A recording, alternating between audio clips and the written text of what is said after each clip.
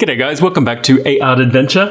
I am doing a collaboration today with bwcummins and he sent me a little treat. If you're new to my channel, welcome as well, and don't forget you can click subscribe and become an official art adventurer down below. And let's have a look what is in here. Look at this great card. Oh, these stickers are so cool. And a lovely little message that I'll read later, but I'm just so excited for these stickers. How cool are these? bwcummins has such a great style of art. I really love it. I've been following him since I think October last year when we were doing Inktober together.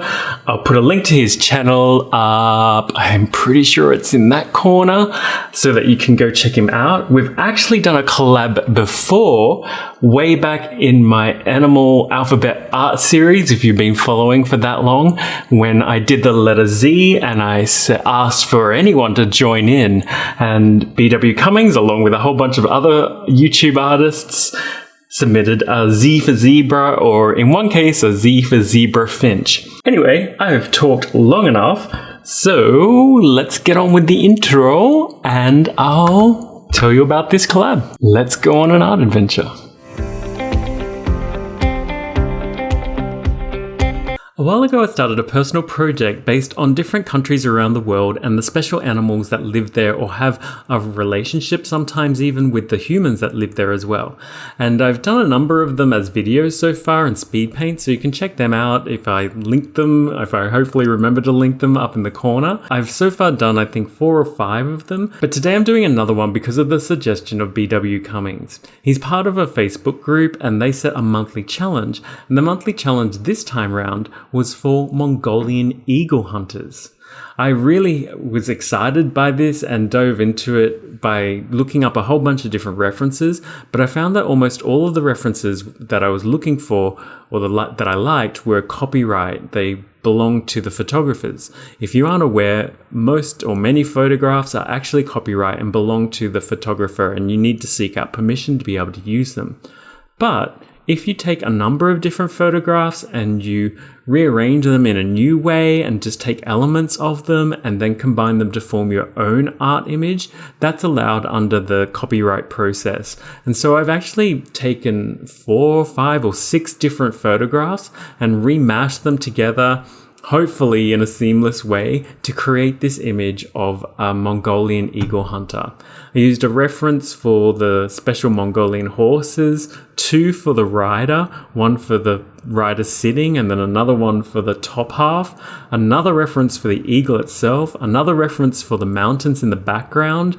They're mirrored by a lake, and also a final image for where the horse is standing on some kind of rocks in the foreground. So hopefully it works together. I'm using mostly Holbein paints, but some M. Graham, Sminke, and Daniel Smith paints as well, but predominantly you can see the main palette there. It's my Holbein palette. Lots of earth tones like sepias and burnt siennas, blues like indigo, Prussian blue, peacock blue, sky blue, and a couple of greens like sap green and viridian green. And also here and there some yellows like yellow ochre and an actual yellow. And so I've tried to limit the palette, at least for me anyway, a little bit, and to try to focus on lights and darks. I've got a sun in the background cresting over the mountains, and that's giving a backlit scenario. So I'm doing some of the features, like the facial features of the rider, quite dark, and there's strong contrast at the eagle and horse, or at least hopefully there is. If you haven't tried playing with contrast a little bit, I really recommend it in your art. It can really be the difference between your art looking, I guess, dramatic or realistic, or it just appearing flat. And I also achieve that, I think, or try to achieve it, by putting down multiple layers. I know a lot of people will work in watercolors in maybe one main wash and then a final second detail layer, but I tend to find for me that I want at least 3 layers, and the third layer might be final details, or I might add a fourth layer for final details. So I'll have a light wash to establish some color tones and get rid of the white, a second wash where I begin to develop the vibrancy of the colors a little bit, a third wash that allows me to get the darks and lights in and really amp up the color, because especially for watercolors, you find that they fade as they dry, and so you lose a lot of the vibrancy of the color. And by about the third wash, and again, it also depends on the paints that you use and the paper that you use, that you'll find that there's a vibrancy that develops there. This paper that I'm using is 100% cotton. It's a special one that I picked up in Japan. It's called Muse Lamplight. I have seen it in Amazon stores, but it's not something that I've ever seen in actual physical stores in the USA or anywhere outside of Japan.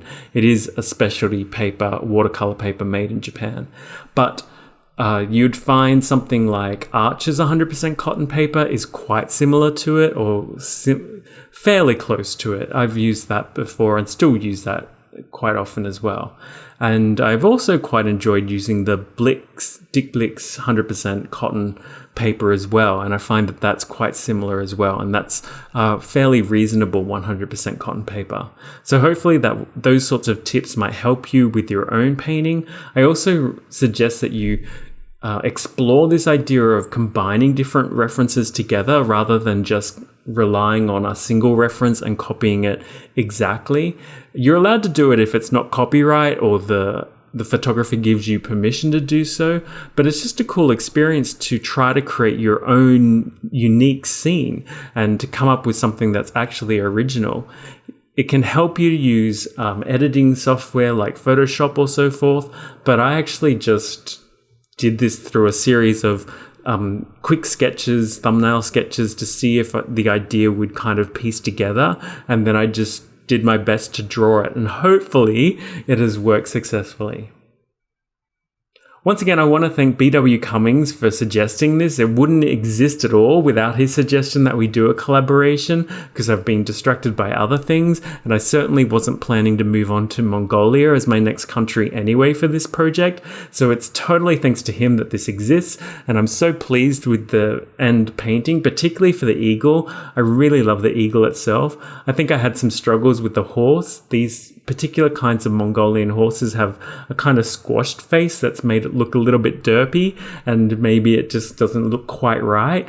But overall, I'm pleased with this painting, and I think the eagle is nicely contrasted by the blue of the mountains behind as well. I'm quite happy with how those turned out as well. So again, getting back to bwcummins, thank you so much to him. I'm so excited to see what he's come up with. He often says that his art style is a lowbrow sort of style, but I think it's really full of character and unique and individual, and it's very difficult to develop your own unique and interesting style, especially one that's going to have some comedic value or really pack an original punch. It's quite an achievement that he's been able to develop this style. He doesn't always work in the same way, but often it's with a black outliner pen and alcohol markers and white Posca paint for details. But he's also done some other really cool things that I really encourage you to check out, such as taking money, often US American money, and the $1 bill and the $20 bill, and redesigning it with different faces and personalities and things on there instead of the actual presidents. I think they're so great. They're really cool. And of course, just his regular art is great. You saw a couple of his stickers at the beginning of this video. He has a real cool personality to them, or the characters that he develops anyway, and I just really enjoy watching them, so hopefully you will as well. And his channel, I think, deserves to be growing way more than it actually is, so hopefully a few of you will stop by and show some support and at least check out his channel and see what you think for yourself. I'm coming towards the end of the painting here. I think I've talked about most of the main things that I wanted to. If you do have any questions though, of course, feel free to let me know down in the comments below. And again, if you are new here, thank you for stopping by. I really appreciate your support and people coming to check out my art. If you haven't subscribed, there's that little button down just below the video, and then there's the bell notification icon that you can click so that you'll always be updated. Well, hopefully be updated if YouTube decides to let you know when I release a new video. Otherwise, even though you're subscribed, YouTube is probably not going to let you know these days. Okay, so that's everything that I wanted to talk about. I hope you guys have a wonderful day. Remember to create more and consume less, and I'll see you guys soon for another art adventure. Take care, everyone.